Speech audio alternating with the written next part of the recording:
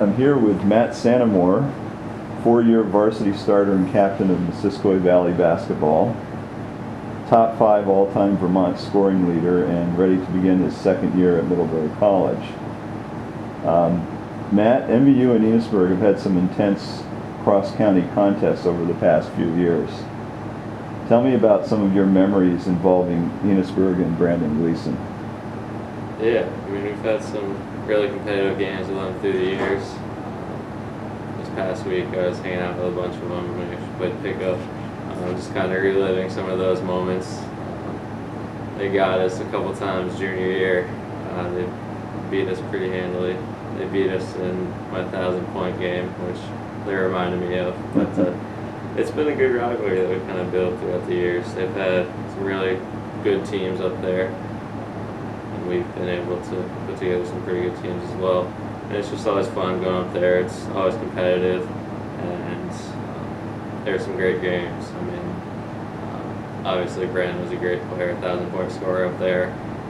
He was always frustrating to try to guard and shut down, and he was the focus of a lot of our defense. I just remember one game he scored 30 on us at our place and ended up beating us. I mean, it was a tough cover because he was always, you felt like you had him locked down. You had like 3 or 4 guys around him, and then he would just take off and make an acrobatic shot, and not much you can do about that one. But he wasn't nearly your stature, but he was, to me, he was tremendously quick and had really evasive moves that were hard to stay with, you know, just watching him from the sideline. Yeah, I mean, that was some of the most frustrating point. That I mean, that's kind of their whole team. They didn't have a lot of size, but they're all quick, all crafty. And I mean, when you walk onto the court and you see a bunch of like 5'9", 5'10" kids, you're like, okay, like, what's it gonna be like? And then they're just flying all over the place and quick and athletic, and I mean, that's kind of what their style was, and they did it really well. So that was the most frustrating part when you're going up against guys that are buzzing all around the place, 5'10", quick hands, can all shoot it, all drive. It was really tough to play against, definitely. What's unique or funny about the rivalry is that they aren't really in our division. During those years, were they in our league? Were they in the Lake Division? They were in a different league. So it was just a pure cross-county rivalry. I want to do it better than you do it, basically. Yeah, I mean, I think they have that chip on their shoulder, just like we do playing against some of the schools that we play against. I mean, really, when it comes down to it, we're both in Franklin County. We're pretty similar, actually. I would say, like, school-wise, just community-wise. So I think that's why they produce so many great games. Just since we live so close to each other, since we know each other so well, that we don't want to go down to them or they don't want to lose to us. So I mean, that kind of brought out the best in both of us. So that's what made it fun.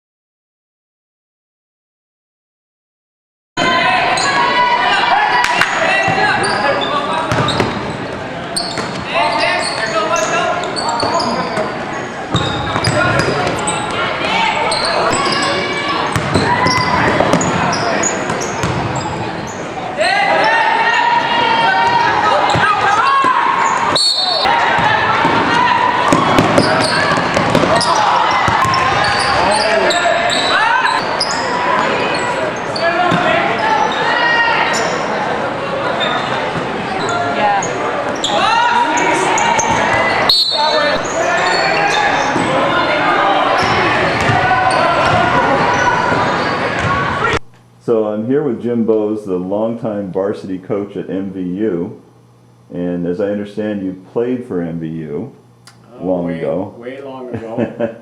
But your daughter is a varsity player for Enosburg now. That's correct. I mean, I coached at Enosburg for 11 years with the JV boys and the varsity boys for 5 years. Both my daughters play, varsity basketball at Enosburg. And, oh, both now. Okay. Well, my oldest has graduated in 2003, and I got one left, and she's doing pretty good.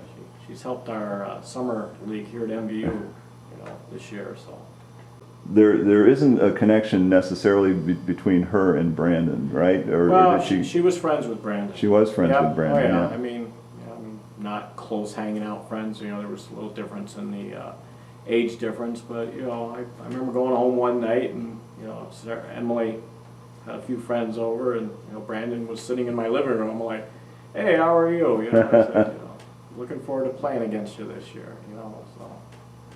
Well, and I understand. I mean, he's a fine young man, and much more than just a competitor from everything that I've heard about him and seen about him. You know. And you know, I would agree with you 100% on that.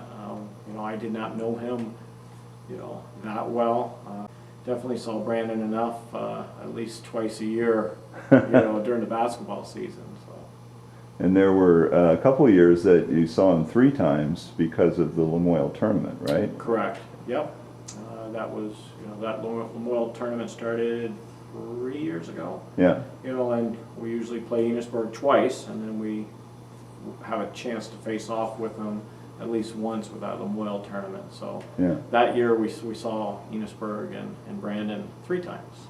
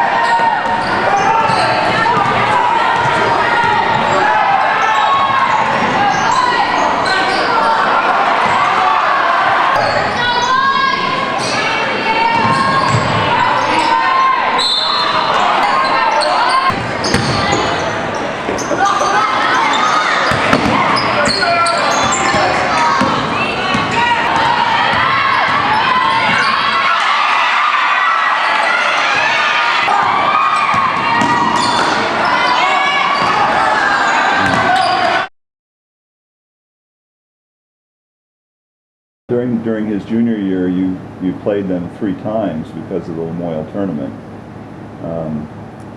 Did you come out on top at least one of those games? We got them once. Yeah. They beat us twice. They beat us in the tournament in a close game. Yeah. That was when I scored my 1,000th, and then they beat us at our place. I think kind of handily. I think it was probably like around double digits, around 10 points. That was the game when Brandon scored 30 or 31, whatever it was. Yeah. Too many. Yeah, exactly. Way too many, definitely. But it seemed so hard. You knew the move was coming, and yet it was so hard to read it somehow. Yeah, I mean, that was definitely his go-to move. He was just so crafty when he got in the lane. He didn't have the size that some other guys have. He would, he'd drive in, spin, throw a couple ball fakes up, kind of just make the defenders really uncomfortable. I swear sometimes he would just keep spinning, but that's another thing. No, he was just, I mean, that's what was so tough about guarding him. You never really felt comfortable, like you knew what he was going to do next. And I think that's the toughest part about guarding a scorer like that, is that he was really unpredictable. He'd try to get you up in the air, try to get you to bite and try to block a shot, and that's when you lean into and draw the contacts. I mean, for a guy his size to be able to drive and score the way he did inside was really impressive. He didn't make a tough shot or find the open guy, and I mean, that's what he was. He was a playmaker, a scorer. He got into the lane, made the defense break down, and then find his open teammates.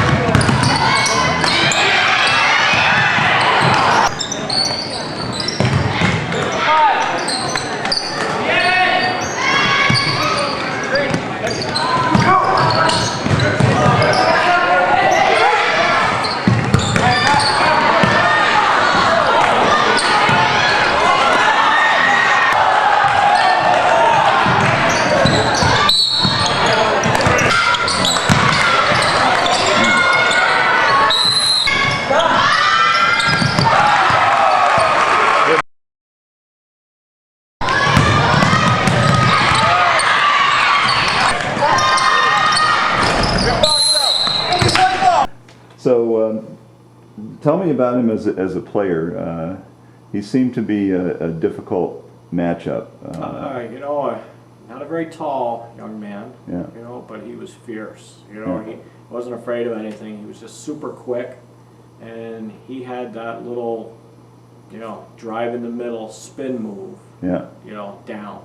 You know, and there were some nights where I don't care if I had a 6'8" guy on, he was going to score, and that was evident with our home loss to Enosburg, you know, a couple years ago, where you know he pumped in 30 points, and you're looking at a young man that's 5'8", Yeah. you know, maybe 5'9" tops, you know, 130, 40 pounds, not a big guy, but extremely fierce competitor, you know, and he played to win, you know, and he did that night.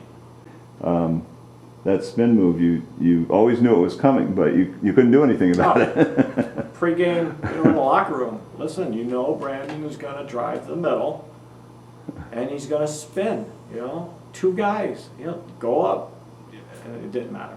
He was just too quick, and, you know, when it's his night, it's his night, and that was definitely his night. Maybe if you build a brick wall in the lane, at least you would have to go around. Yeah, that night he would have found a way to either go over the brick wall or easily around it, because we had no answer that night for him. That was his night. Now, I've talked with Matt Santamore about Brandon also, and he said that defensively you tried to maybe change things up and give him different looks at least, so that you didn't always, or their team didn't always know what was coming. You know, I mean, against a team like Enosburg over the last several years, man-to-man sometimes was out of the question. Yeah. We just did not have the speed to stay up with what they had, and you know, so we tried different kind of zones, you know, to kind of slow down Brandon. You know, he loves to drive. Yeah. You know, so hey, if we're in a 2-3, we'll try to clog it up a little bit, make him kick the ball out and get rid of it. You know, and sometimes we were successful, sometimes we weren't, you know, but man-to-man was tough against Enosburg. You know, they never had, you know, years and years ago when I was coaching Enosburg, I had a 6'6", 6'7" kid, you know, a couple kids that were 220. Yeah. You couldn't stop in a low post. Yeah. You know, Enosburg didn't quite have that these last 3 or 4 years, but they had extremely fast, good athletic basketball players. You know, and Brandon was by far one of those, and he was tough to stop.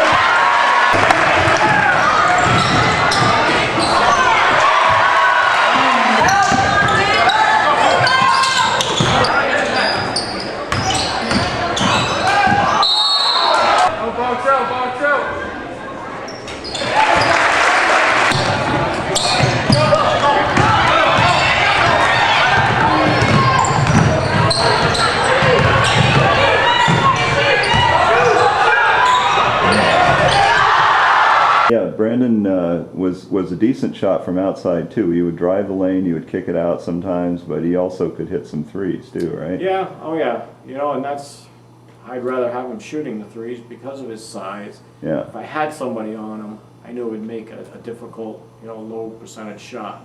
if he's all alone, you know, he could shoot with, you know, the best of them out there.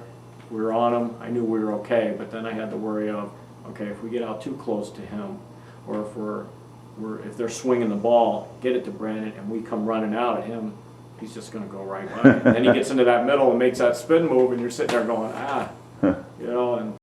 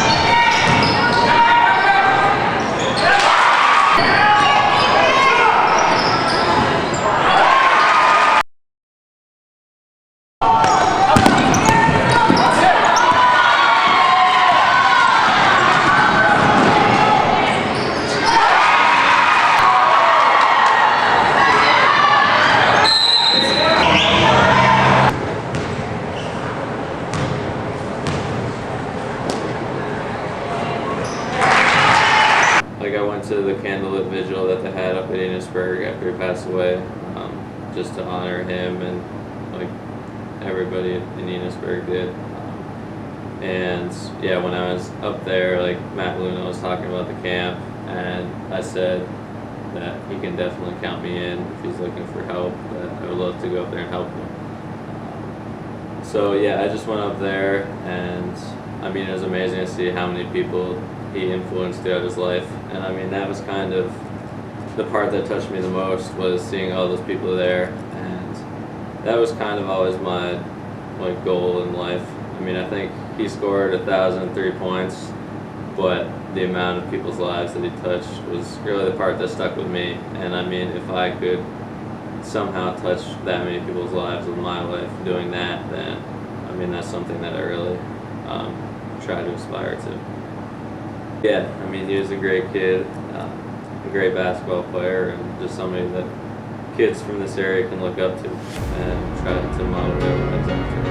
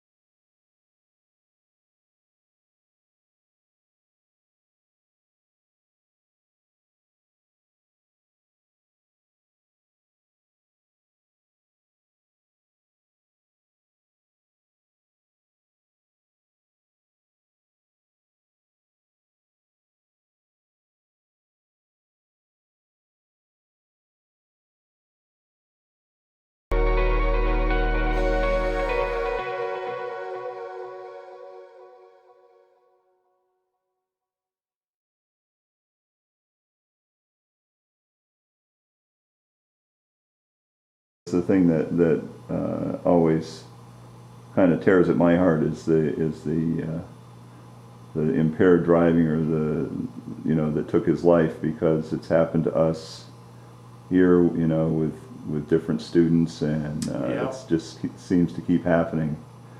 No, I mean, everybody out there in Franklin County, knows I spent 26 years with the state police, and I'm still working law enforcement, and it's just a terrible disease, and it's a terrible thing, and I don't know what the answer is. My first year here, I met one of the nicest basketball players, student, kid in Nick, Yeah. FOURNIER, and what happened to him was absolutely a tragedy. And you turn around and see it again with a great young man with so much life, as in Brandon. Yeah. Same thing, and you just have to sit there and why does this happen? Why does our society allow this to happen? And it's like, we got to find a way to either get rid of alcohol, or I don't know what the answer is, but it's just, it's sad for these things to keep, coming up in our lives, in such a small area like this, is a small community, and it shouldn't have happened. Should not have happened. You just want all those young people, those young men, to be growing up and having nice families and kids themselves, and Absolutely. It's just cut off. Absolutely. And it's like, I know nobody wakes up and says, hey, I'm going to go out and I'm going to get drunk, I'm going to drink too much, and I'm going to drive and hurt somebody or kill somebody. I know nobody thinks that. But the second you get behind the wheel when you're drinking and driving, you just upped your chances of that happening. Don't do it. Yeah. Don't do it. It's not worth it. It's not worth it at all. I constantly still think about Nick. Yeah. I mean, he was just a good young man, and I'm sure in the Enosburg community, and they can say the same thing about Brandon. Yeah. And it's like, this should not have happened. It's always sad or disturbing to think of the young lives that we lose to drunk driving, not just here in Franklin County, but all over the country. Think of our own Nick Fournier a few years ago. Ben was a great teammate of yours, his younger brother. It's definitely tough. I mean, with the Nick incident, that really hit home hard with our community here. I know. Growing up with Ben and being close to the Fourniers, that was really tough for us, for the family, to see them struggle the way they did, and just the whole community. Ben was one of my closest teammates when I was freshman, sophomore, and kind of playing with the upperclassmen. He was kind of one of the guys I was closest to. Would stay after practice and play a game of horse or something and let him win a couple times. But, no, it's really tough. I think now I'm glad to see that we're moving in the right direction as a country. I think in the past it was even more common, and I think it's good that the severity of the punishments are getting increased and the awareness of it. It's just tough that innocent lives are being lost because of some people's bad choices. I think anything we can do to help those and help those around us especially, definitely going to help.